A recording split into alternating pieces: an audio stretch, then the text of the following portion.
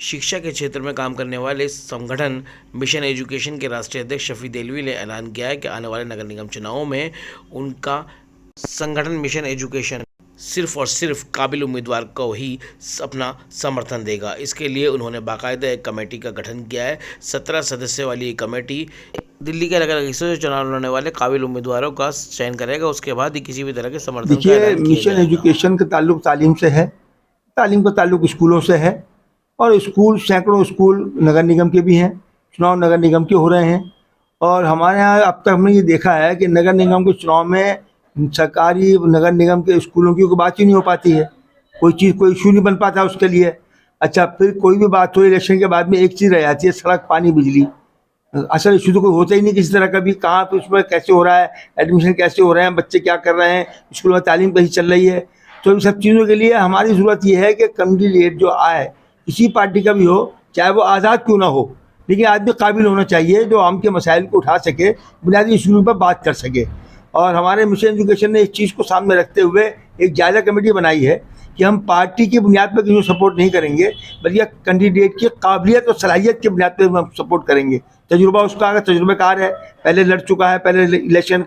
में रह चुका है, तो उसका तजुर्बा क्या कहता है, उसकी कारगुजारी क्या कहती है, कितना वर्क को कर चुका है, उसकी प्रोग्रेस क्या है, या जो नया आया है, जो भी आया किस तरह भी आ रहा है, तो जिस तरह से भी वो आया है, जिस पर आज़ाद आया हो या पार्टी से आया हो, लेकिन उसकी अपनी काबिलियत, उसका किरदार, उसकी सलाहियत, ये सब चीज़ों को जायज़ रहना बहुत ज़रूरी है। तो मिशन एजुकेशन ने तय किया है कि हम